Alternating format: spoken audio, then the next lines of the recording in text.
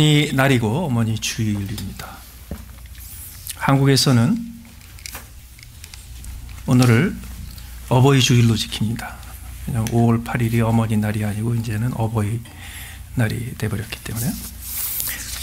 그래서 어머니 날이 될 때마다 항상 저는 한국에서 온 국민, 온 나라가 빠짐없이, 한 사람도 빠짐없이 열심히 참여해서 지키는 국가적인 기념일 중에 남자는 못 끼어들고 여자만 대상으로 하는 유일한 날이 어머니 날이었는데, 한국 남자들이 그 꼴을 못 보고 결국은 아버지들도 한 자리 차지하려고 들어가서 그거를 어버이날로 바꿔놓은 한국 역사의 비극을 항상 봅니다. 그 원래 어머니 날 따로 있고 아버지 날 따로 있어서 어머니 날하고 아버지 날하고 경쟁을 좀 붙여가지고 어떤 게 더 괜찮은 날인지 이걸 했어야 되는데, 그러면 왕창 질 거를 알고 처음부터 그걸 피해가지고 어버이날을 이렇게 만들었습니다. 성경에서 어머니의 모습이 굉장히 많이 나옵니다. 천주교 캐톨릭에서는 예수님의 어머니를 가장 완벽한 어머니 상으로 그립니다. 그러나 성경에서 모성, 어머니의 상보다도 어머니의 마음을 가장 치열하게 담고 있는 이야기가 오늘 열왕기상 3장에 기록되어 있는 두 창기의 이야기라고 믿습니다. 그런데 오늘 본문에 등장하는 이 이야기를 우리는 두 어머니의 이야기라고 기억하기보다는 솔로몬의 재판으로 기억합니다. 이것은 하나님께서 솔로몬에게 전에도 없었고 후에도 없었던 하나님급의 지혜를 주셨을 때, 그게 과연 인간의 지혜를 뛰어넘는 정말 하나님이 주신 하나님 수준의 지혜라는 것을 입증해 보이기 위해서 하나님께서 선택하신 첫 번째 판례입니다. 첫 번째 프레시던트입니다. 하나님께서 아주 엄밀하게 잘 고르신 거죠. 이게 하나님이 주신 지혜라는 것을 보여주시기 위해서. 그래서 오늘 등장하는 이 어머니의 이야기는 그냥 어머니의 마음이 너무너무 중요하기 때문에 그냥 단독적으로 딱 등장한 게 아니고, 솔로몬의 지혜가 하나님이 주신 지혜라는 것을 입증하기 위한 대표적인 케이스로 등장한 겁니다. 그런데 그 솔로몬의 지혜는 어쩌다가 생겼는가? 오늘 10절에 나온 대로 솔로몬이 그것을 구했기 때문입니다. 솔로몬이 구한 걸 하나님이 왜 주셨습니까? 잘 구했기 때문에 그래요. 뭘 구했나요? 솔로몬은 오늘 본문의 9절에 보시면 듣는 마음이라고 나옵니다. 하나님 저한테 듣는 마음을 주십시오. 개정개혁, 우리가 지금 사용하는 이 성경 말고 한 10년, 20년에 썼던 성경에는요, 지혜로운 마음이라고 나옵니다. 지혜의 마음을 주사. 우리가 보는 성경에서 듣는 마음을 주사 이렇게 돼 있죠. 그래서 사실 지혜의 마음은 듣는 마음입니다. 그래서 지혜는 듣는 데서 나옵니다. 솔로몬이 구한 것은 하나님께 지혜의 마음을 구한 거예요. 그런데 왜 지혜의 마음을 구했어요? 재판 잘하게 해달라고. 재판을 잘하려면 뭐가 필요합니까? 선악을 분별하는 게 필요합니다. 그래서 흐름은 이렇게 돼요. 왜 오늘 이 어머니 이야기가 등장했나? 솔로몬이 재판을 잘하기 위해서 선악을 분별하는 능력이 필요했습니다. 선악을 분별하려면 하나님이 주신 지혜가 필요했습니다. 그래서 하나님한테 지혜를 구했습니다. 하나님께서 그 지혜를 주셨습니다. 그 지혜를 주셔서 이것이 하나님의 주신 지혜라는 것을 확실하게 만천하에 보여주시려고 하나님께서 의도적으로 철저하게 계획하셔서 고르신 첫 번째 판결의 사건이 바로 오늘 이 두 어머니의 사건입니다.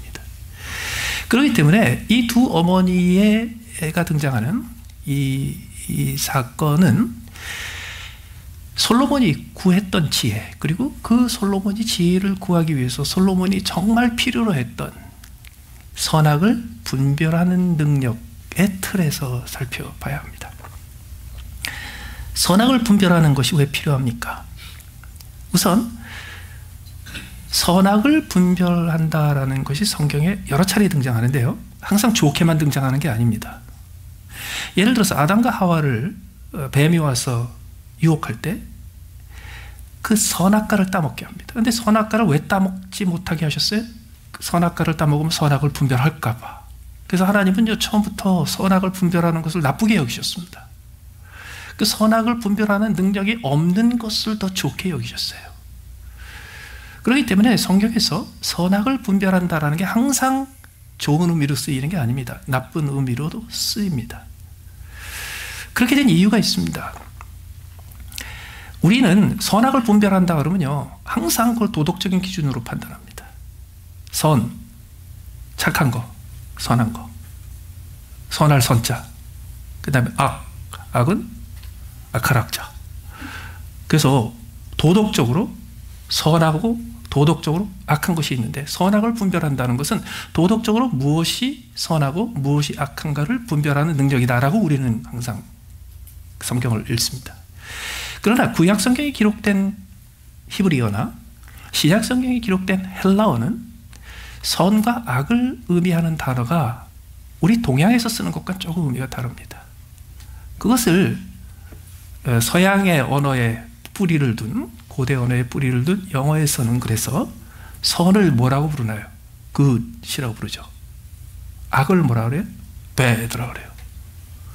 그거를 good and evil이라고도 부르지만 사실은 good and bad 아니면 good or not so good 이거예요.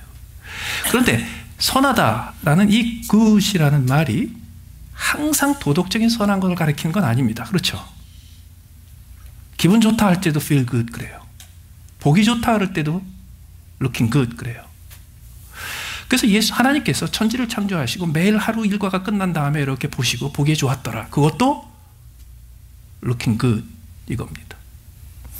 그래서 우리말로는 선악이라고 되어 있기 때문에 항상 이거 도덕적인 기준이구나. 그런데 그렇지가 않아요. 선악만이 아니라 호, 불호, 좋아하는 거, 좋아하지 않는 거, 쾌, 불쾌, 즐거운 거, 즐겁지 않은 거, 이게 다 담겨 있습니다. 그래서 성경에서 선악을 분별한다 했을 때 그게 도대체 어떤 분야인지를 확인을 좀 해봐야 합니다. 어떤 분야인가요? 어떤 분야인가를 알기 위해서 그 배경을 우리가 짚어봐야 합니다. 왜 솔로몬이 선악을 분별하는 능력이 내게 필요하다라고 긴급하게 그것을 느꼈어요? 이유가 있어요. 앞에 무슨 얘기를 하냐면 7절에 나의 하나님 여호와의 주께서 종으로 종의 아버지 다윗을 대신하여 왕이 되게 하셨사오나, 그 다음에 자기 평가가 나옵니다. 종은 작은 아이라 출입할 줄을 알지 못하고 죽성의 백성의 주의 택하신 백성 가운데 있나이다. 그들은 큰 백성이라 수요가 많아서 셀 수도 없고 기록할 수도 없사오니. 여기서 지금 솔로몬은 어떤 문제에 봉착해 있냐면요, 자기는 아이이고 출입을 할 줄 모르는 아이인데 덜커덕 일일이 파악이 안 되고 통계로만 파악되는 거대한 숫자의 공동체의 지도자로 딱 던져졌다는 겁니다. 성경에 출입이라는 표현이 자주 나옵니다. 출입의 가장 중요한 의미는 뭐냐면 집 안에서 집 밖으로 나가는 게 출이고 다시 집으로 들어오는 게 입입니다. 출입. 그런데 출입을 알지 못하는 아이들은 집안에 갇혀서 살아요? 아니죠. 그래도 들락날락하죠. 그런데 출입을 알지 못하는 아이들이 출입을 하려면 어떻게 해야 되냐면 보호자가 같이 가야 합니다. 그래서 보호자가 항상 옆에 지키고 손잡고 같이 나갔다가 같이 들어와야 합니다. 이게 출입을 알지 못하는 아이입니다. 그러다가 어느 날 이제 얘는 출입을 알게 됐다. 그럼 뭐예요? 보호자 없이 가정이라는 범위 밖에 나가서 큰 문제가 없을 아이다라는 뜻입니다. 다시 말해서 성인이 됐다는 겁니다. 그러면 솔로몬은 지금 이 얘기를 하는 거예요. 나는 가정이라는 범위에서 나 혼자 나가본 적이 없는데, 그래서 가정 밖에서는 내가 어떻게 해야 될지를 아직 알지 못하고 훈련이 안 돼 있는데 내가 털커덕 가정 밖에서 그것도 왕이 돼버렸어요. 어쩌라는 거예요. 그래서 하나님한테 이렇게 얘기하는 거예요. 하나님, 저는 아이이고 출입을 알지 못하던 상태였기 때문에 저는 그래도 집안일은 압니다. 집안에서 어떻게 엄마 아빠한테 대해야 될지, 집안에서 어떻게 형님한테 대해야 될지, 집안에서 어떻게 동생들을 대해야 될지, 제가 집안에 대해서는 제가 압니다. 그런데 제가 지금 덜커덕 집 밖에 나가가지고 하나도 모르겠습니다. 여러분, 여기서 우리가 한 가지 좀 정리를 해야 될 거 있어요. 동서양의 차이입니다. 동양은 집 안과 집 밖을 구별하지 않습니다. 집 안에서 하는 대로 집 밖에 나가서 하면 됩니다. 집 안에서 형제들한테 대하는 대로 집 밖에서 회사 동료들한테 대하면 됩니다. 집 안에서 아버지를 대하는 대로 집 밖에 나가서 사장님한테 대하면 됩니다. 그게 동양의 기본적인 법칙입니다. 서양은 안 그래요. 서양은 이 솔로몬의 때부터 시작해서 나중에 소크라테스와 플라톤과 아리스토텔레스에 이르기까지 집 안과 집 밖을 철저히 구별합니다. 집 안은 오이코스입니다. 집 밖은 폴리스입니다. 도시라는 단어입니다. 그래서 집 안에서는 화목하고 가정이 한 운명 공동체로 살아갑니다. 집 밖에서는요. 폴리스는 집안하고 전혀 틀려요. 폴리스는 그냥 거대한 규모가 커진 집안이 아니에요. 그게 유럽의 정치 철학의 기본입니다. 그래서 집 밖에 나가면 집안에서 배웠던 게 전혀 쓸모가 없어요. 그래서 집 밖에 나가면 이제는 가족으로서 배웠던 기술이 아니라 시민으로 어떻게 살아야 될지를 배워야 합니다. 그래서 우리 자녀들을 키울 때 집안에서 형제들끼리 화목하게 하는 거 가지고 충분하지 않습니다. 나가서 시민으로 어떻게 활동을 해야 될지를 따로 가르쳐야 돼요. 그게 여기 덜커덕 걸린 거예요. 그게 왜 걸렸어요? 선악을 분별하는데 내가 집안에서라면 아무 문제가 없는데 집 밖에서 적용되는 걸 모르겠다는 겁니다. 여러분, 우리도 마찬가지입니다. 우리도 하나님이 우리에게 허락하신 영적인 가정이 있고 육적인 가정이 있습니다. 영적인 가정이란 뭔가? 그건 기본적으로요. 내가 전도해가지고 내가 훈련해가지고서 나를 영적인 지도자로 개인적인 관계가 맺어진 사람들이 영적인 가족입니다. 육적인 가정을 내가 낳고 키우고 이게 육적인 가족입니다. 그런데 종종 그렇게 친밀한 두세 명, 대여섯 명이 되는 육적인 그리고 영적인 가정, 오이코스에서 배운 법칙을 오이코스 밖에 그냥 그대로 적용하면 될 거라고 착각을 합니다. 아니에요. 가족에서 하는 대로 교회에서 하면 한계가 있습니다. 교회는 폴리스입니다. 오이코스가 아닙니다. 더 나아가서 우리 지역 공동체, 미국이라는 국가 공동체, 우리는 또 민족 공동체가 있기 때문에 대한민국을 또 잊어버리지 않고 그냥 그것도 짊어지고 가기 때문에 그보다 큰 공동체에서 우리가 어떻게 행동해야 되는가? 우리가 가정에서 배운 가정의 법칙대로 하면 틀려요. 그렇기 때문에 우리는요, 왕 같은 지혜를 가져야 합니다.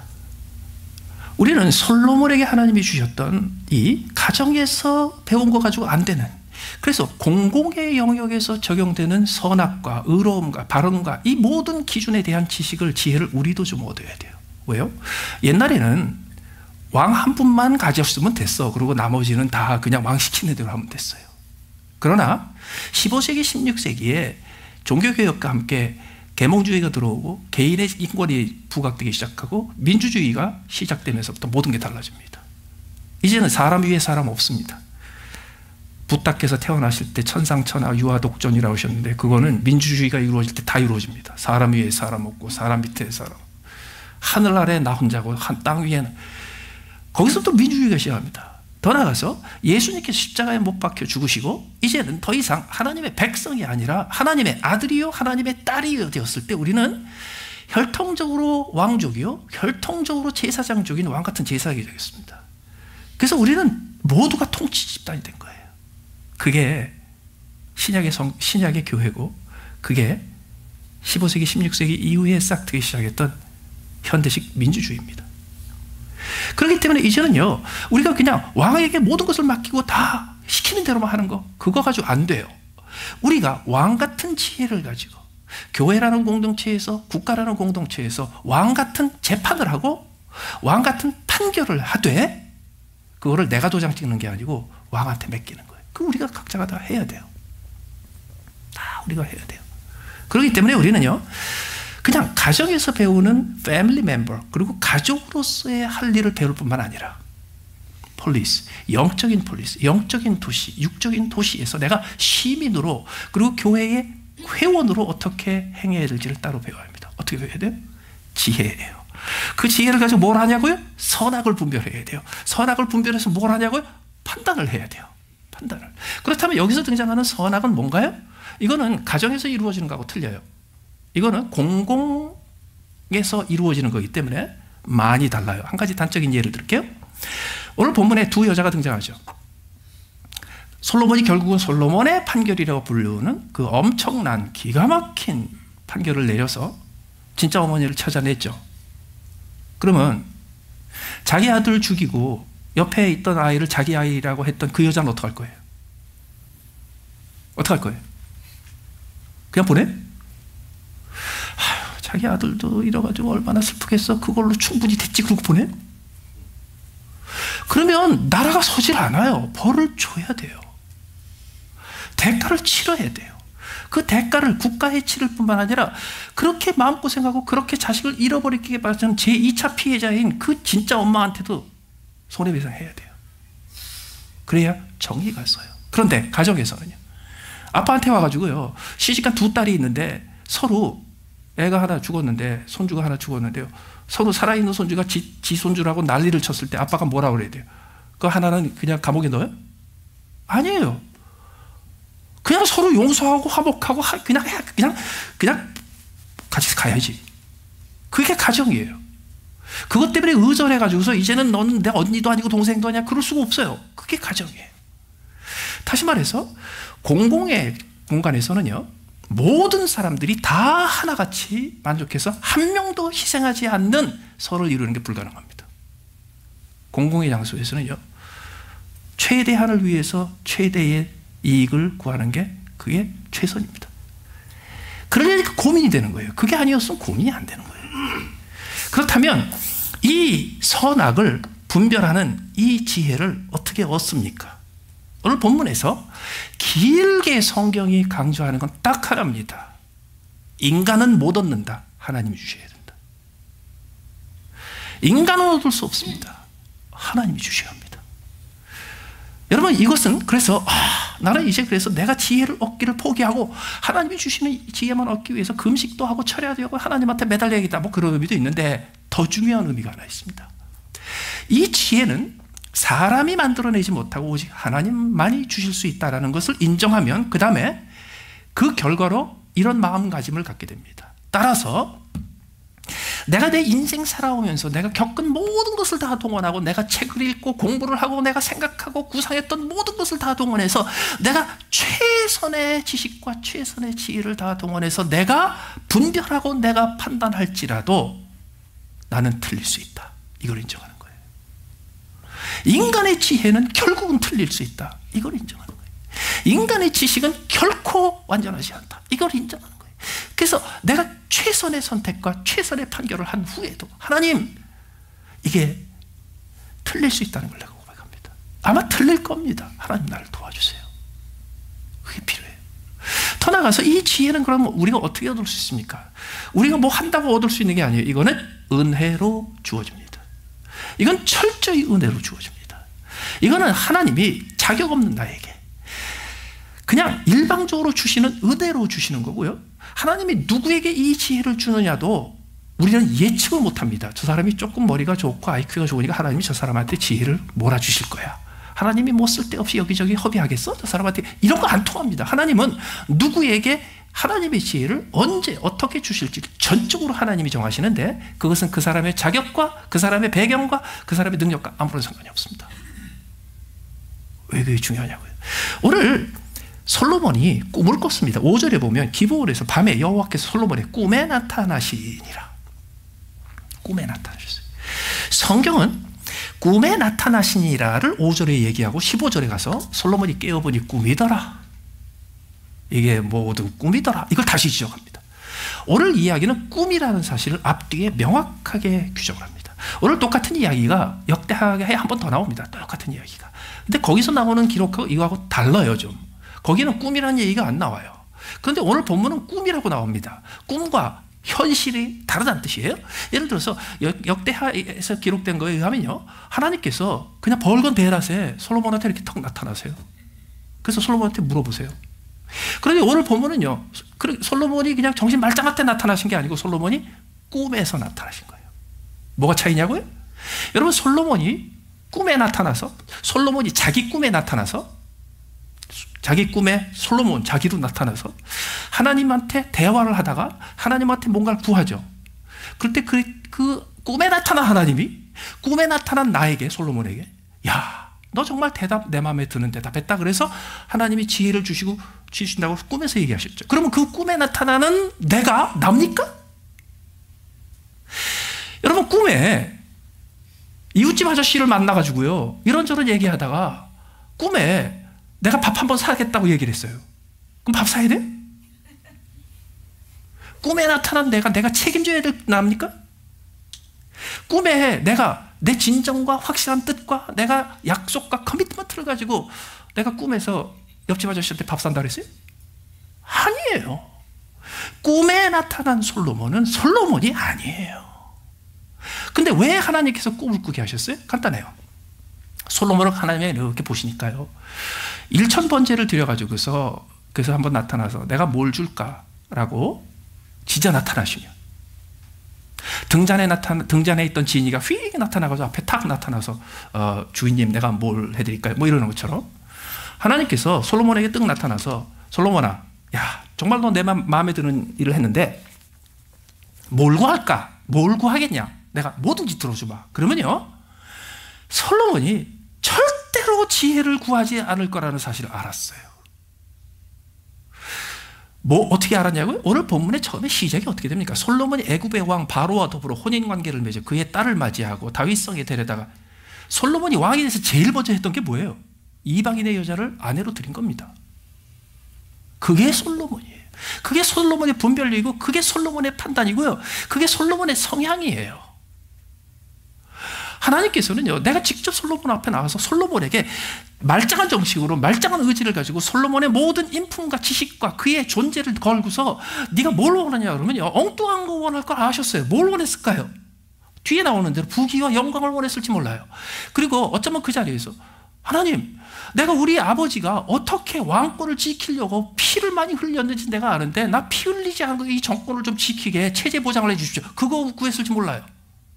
내 자식이 다시는 이제 형제들끼리 왕자의 난으로 싸우지 않고 내 장자가 계속 왕위를 이어받을 수 있도록 내 후손에게 왕권을 보장해 주십시오. 이거를 제일 먼저, 왜냐하면 그게 그때 제일 심각한 정치적인 문제였습니다. 그런데 하나님은요, 솔로몬에게 그런 체제 보장도 아니고 왕권의 보장도 아니고 부귀와 영화도 아니고 지혜를 주고 싶으셨어요. 그런데 나타나서 뭐 줄까? 그러면 꼭 딴소리 할까봐 어떻게 하셨어요? 꿈으로 각색을 하셨어요. 각본도 하나님이 쓰시고 감독도 하나님이 하시고 현지 무대 감독도 하나님이 하시고 출연자도 다 하나님께서 마스크 세워가지고서 다 아바타 세우셔가지고 하나님이 다 하셔서요, 솔로몬은요 그 옆에서 꿈에 등장하는 자기를 보고 구경하게 하셨어요. 왜 그렇게 하셨어요? 은혜로 주시려고, 지혜를 주시려고 작정을 하셨기 때문에 자격 없는 자에게, 어느 정도로 자격이 없어요? 뭐 줄까? 그러면 딴소리 할 정도로 자격이 없는 애한테 그렇게 주신 거예요.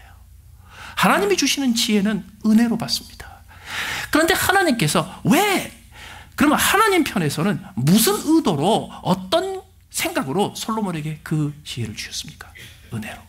그 은혜를 주신 것도 이유가 있을 거 아니에요. 솔로몬에게 자격은 없을지라도 있습니다. 두 가지 이유가 있습니다. 첫째로, 오늘 솔로몬이 6절에서 얘기한 대로 솔로몬이 이르되 주의 종 내 아버지 다윗이 성실과 공의와 정직한 마음으로 주와 함께 주 앞에서 행함으로 주께서 그에게 큰 은혜를 베푸셨고 주께서 또 그를 위하여 이 큰 은혜를 항상 주사 오늘과 같이 그의 자리에 앉을 아들을 나에게 주셨나이다. 아버지 다윗에게 은혜를 베푸셨단 말이에요. 그렇기 때문에 하나님께서 내 인생에 은혜라는 선물로 내가 디저브하지 않은, 내가 마땅히 받을 만한 것이 아닌데도 하나님께서 내게 뭔가를 주셨잖아요. 그럼 항상 우리는 이렇게 생각해야 됩니다. 아, 이거는 나 때문이 아니야, 딴 사람 때문이야. 원래 이거를 받아 마땅한 사람은 따로 있었는데 하나님께서 그에게 대가로 주시지 아니하고 그는 오히려 못 받게 하시고 나에게 주셨어. 이겁니다. 하나님이 나에게 물질적인 축복을 주셨어요? 항상 이렇게 생각해야 돼요. 사실은 마땅히 받아야 될 사람들이 있는데 하나님께서 나한테 뭘 주셨어? 하나님께서 나를 높은 지위에 올리셨어요? 그럼 이렇게 생각해요. 나보다 더 노력하고 나보다 더 마땅히 받아야 될 자격이 있는 사람들이 널려 있는데 하나님이 그들에게 안 주시고 나한테 주셨어. 그게 은혜의 원칙입니다. 두 번째 이유가 있습니다. 솔로몬이 뭐라고 했어요? 그들은 큰 백성이라 수요가 많아서 셀 수도 없고 기록할 수도 없사오니. 솔로몬 한 사람 때문에 준 거 아니에요. 수없이 많은 백성들 때문에 준 거지. 하나님이 왜 나에게 특별히 딱 집어서 내가 자격 없는 그 은혜를 받게 하시나? 이유가 있어요. 그거를 내가 받았을 때 그 은혜를 나눠줘야 될 많은 사람들이 있기 때문입니다. 나 때문에 주신 거 아니에요. 나를 통해서 은혜를 베풀고자 하는 또 다른 사람들 때문에 나에게 주신 거지. 그 사람이 많으면 많을수록 은혜가 커져요. 하나님이 나에게 물질적인 축복을 많이 주셨어요? 그러면 내가 나눠서 베풀어야 될 사람이 많다는 뜻이에요. 하나님이 나에게 물질적인 축복을 조금 주셨어요? 아, 간단해요. 내가 나눌 사람이 좀 적다는 거예요. 그게 솔로몬의 지혜예요. 그렇다면 하나님께서 이 솔로몬의 지혜를 가지고 무슨 일을 하셨습니까? 이 솔로몬이, 하나님이 주신 솔로몬의 지혜는 어떤 특징이 있길래 이것이 하나님의 지혜입니까? 하나님께서 그걸 보여주시기 위해서 두 가지예요. 뭘 보여주냐면 이거는 인간의 지혜가 아니라 하나님의 지혜예요. 이걸 보여주시고, 그리고 그 하나님의 지혜는 이런 특징이 있어. 이걸 보여주시려고 하나님께서 첫 번째 시범 케이스를 다루십니다. 첫 번째 리걸 프레시던트를 만드십니다. 첫 번째 법률적인 사례를 만드십니다. 오늘 여자들 둘이 등장한 거는요, 그래서 하나님께서 고도로 계산하셔서, 고도로 준비하셔서, 치밀하게 계획하셔서 수많은 사례 중에서 하나를 꼭 집어서 1차로 1번 사건으로 보여주신 겁니다. 그렇기 때문에 이것은요, 하나님의 거대한 구속의 사역과 직결되어 있습니다. 어떤 의미입니까? 스토리는 다 아시죠? 이 사건의 결과가 어떻게 됐어요? 솔로몬이 칼을 가져다로 칼로 두 아이를 반으로 잘라서 준다 그랬죠. 그때 두 여자의 반응이 달라지죠. 어차피 내가 못 받을 거면 그냥 아무도 못 받게 하십시오. 이 여자가 있고 또 여자 하나는 그 아이 내 아이 아닙니다. 저 여자한테 주십시오. 그때 솔로몬이 어떻게 해요? 아이를 포기한 여자가 진짜 어머니다. 그게 결론이죠. 오늘 하나님께서 이 사건을 솔로몬의 전에도 없었고 후에도 없었던 하나님의 있는 지혜를 인간에게 완전히 허락하신 그 엄청난 사건의 사례로 만드신 이유는 29절에 나온 대로 그 산 아들의 어머니 되는 여자가 그 아들을 위하여 마음이 불붙는 것 같아서 요거 하나 보여주시려고 하는 거예요. 다시 말해서 공공의 영역이건 가정의 영역이건 그것이 하나님 나라의 영역이건 이 땅의 영역이건 어디서든 간에 가장 소중하고 가장 위대하고 가장 높은 가치는요, 자기가 낳은 자기의 자식을 위해서 마음이 불붙는 듯한 그 여인 하나를 지켜주는 겁니다. 선진국과 후진국의 차이가 뭐냐고요? 선진국과 중진국의 차이가 뭐냐고요? 경제 규모의 차이가 아닙니다. 군사력의 차이가 아닙니다. 얼마나 거기서 도시가 정비가 잘 돼 있고 얼마나 위생 상태가 좋고 그 다음에 아이들이 얼마나 많이 죽고 이런 게 아니에요. 전염병이 어쩌고 이런 거 아니에요.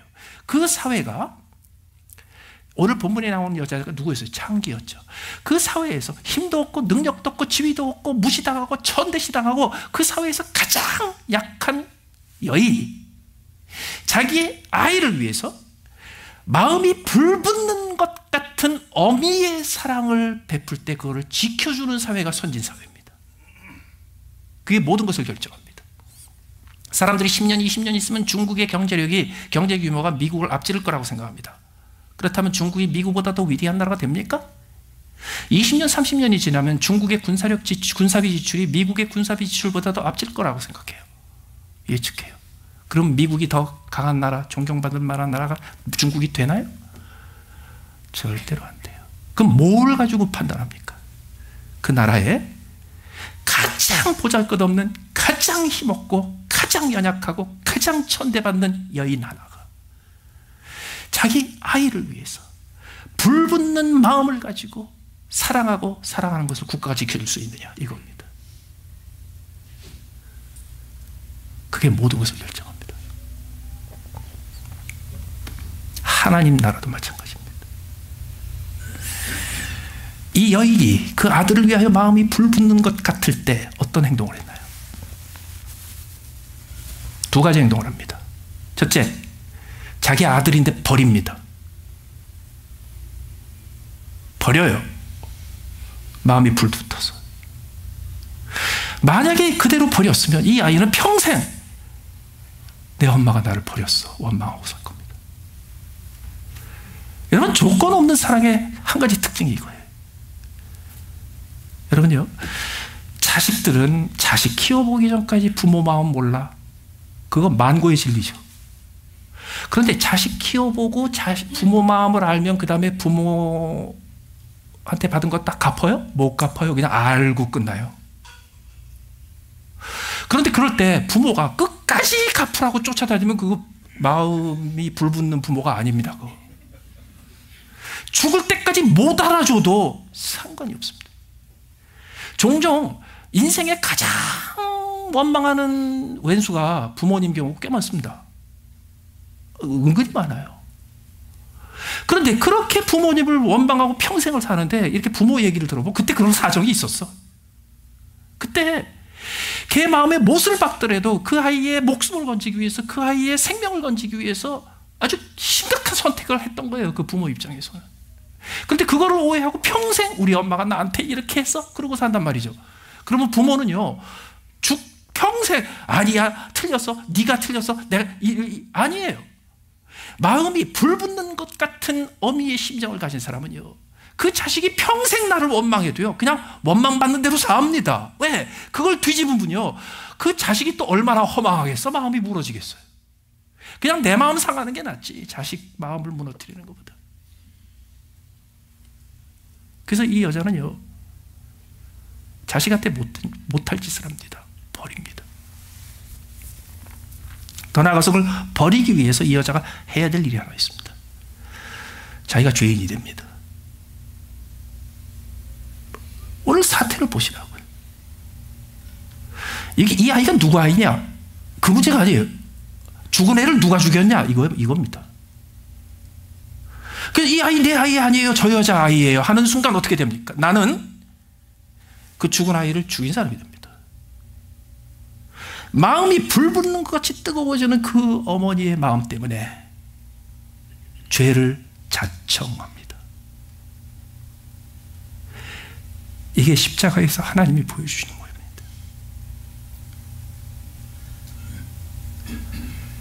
우리가 그렇게 잘났다고 하나님 원망하고요, 내가 5만 가지 죄를 짓고 하나님을 거역해도요, 한 가지 하나님 마음에 드는 거 있으면 그거 가지고 내 인생이 100점 받은 것을 큰 소리 치고 다닐 때 하나님은 끝까지 참으십니다. 아무리 하나님의 피조물이, 하나님의 자식들이 하나님을 원망해도 하나님 그 판을 뒤집지 않으십니다. 그럼 어떻게 하세요? 스스로 죄인의 자리에 서십니다. 그 아들을 위하여 마음이 불붙는 것 같았던 어미의 심정이야말로 십자가에 자기 아들이 못 박혔을 때 그것을 외면했던 하나님 아버지의 심정이에요. 역사에 다시는 없었던 하나님의 지혜를 처음으로 시범으로 보이는 그 자리에서 하나님께서 고르셨던 사건은요, 갈보리 산성에서 하나님의 마음을 조금 보여주는 힌트였어요.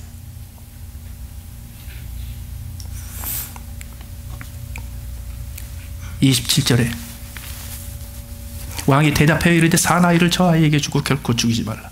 저가 그의 어머니니라 하며. 28절 온 이스라엘이 왕이 심리하여 판결함을 듣고 왕을 두려워하였으니 왜? 이는 하나님의 지혜가 그의 속에 있어 판결함을 봄이더라. 여기서 솔로몬의 위대함뿐만 아니라 이스라엘 백성의 위대함이 등장합니다. 온 이스라엘이 그 판결을 보고 이것은 하나님의 지혜에 따라 왕이 하신 겁니다 라고 판단했습니다. 이게 우리에게 필요합니다. 왜요? 우리도 왕 같은 제사장이기 때문에 하나님 앞에 솔로몬 수준의 지혜를 당당히 구해야 합니다. 그렇게 지혜를 구해가지고 정권 잡으려고요? 아니에요. 그걸 해가지고 우리가 재판정에 올라가려고? 그런 거 아니에요. 왜 그게 필요해요? 우리는요, 볼 줄 알아야 돼. 위정자들이 하나님이 권력을 주시고 권세를 주시고, 그리고 하나님의 백성 교회를 이끌어가는 교회의 지도자들과 국가 공동체와 사회 공동체를 이끌어가는 그 지도자들이 과연 하나님의 지혜대로 하는지 아닌지를 볼 줄 아는 눈이 있어야 합니다. 그렇기 때문에 우리도 모두 다 당당하게 하나님, 솔로몬이 주셨던 지혜를 나한테도 주세요. 조금이라도 주세요. 때때로 주세요. 항상 안 주시면 꼭 필요할 때라도 주세요. 솔로몬의 지혜를 구해야 돼요. 솔로몬은 1000번제를 드리고 하나님한테 받았지, 나는 1000번제로 그랬잖아요. 제가 그거 자격 있어 주신 거 아니라고. 아무한테나 필요하면 주신다고요. 그랬을 때 비로소 우리는 나와 내 주변에 있는, 나하고 평생 같이 다니는 영적인 친구들 몇 명의 한계를 벗어나고, 나와 평생 육적으로 연결된 나의 가족의 범위를 벗어나서 하나님의 백성이라고 일컫는 교회 안에서 왕같은 제사장으로 하나님 나라의 시민의 역할을 할 수 있습니다. 한국 사회는요, 시민 교육이 없어요. 민주주의 교육만 있고. 그래서 하늘 아래 땅 위에 네가 최고야, 요것만 있는데, 그 다음에 그 최고가 된 그 사람이 어떻게 시민으로서 솔로몬과 같은 판결을 해야 될지를 잘 몰라요. 그렇게 했을 때 비로소 우리는요, 하나님의 심정을 가지고 하나님 나라에서 뿐만 아니라 이 땅에 세워놓으신, 하나님이 세워놓으신 지역 공동체, 사회 공동체, 국가 공동체, 민족 공동체에서도 시민으로서의 역할을 제대로 할 수 있어요. 우리 눈으로 보고, 아, 저게 하나님의 지혜에 맞다. 저게 그저 개인적인 친분과 단순한 가족적인 애에 근거해서 내리는 도덕적인 판단이 아니라, 그 판단에 따르면 어떤 사람들은 평생 감옥에 보내야 되고, 어떤 사람들은 죽음의 자리에 몰아넣더라도 저것은 공동체를 위해서 유익한 판단이었다라는 것을 내릴 수 있는 능력이 있어야 돼요. 그럴 때에 비로소 우리가 그냥 하나님의 은혜를 입어서 큰 과오 없이, 그냥 큰 어려움 없이 편안하게 살아가는 축복받은 자녀의 한계를 벗어나 왕같은 제사장답게 하나님이 온 세상을 다스리는데 우리도 함께 동참하여 하나님의 권세에 동참하여 통치 집단의 일원으로 이 세상을 책임지고 하나님의 뜻대로 이끌어 나갈 수 있게 될 것입니다. 우리 다 같이 함께 기도하시겠습니다.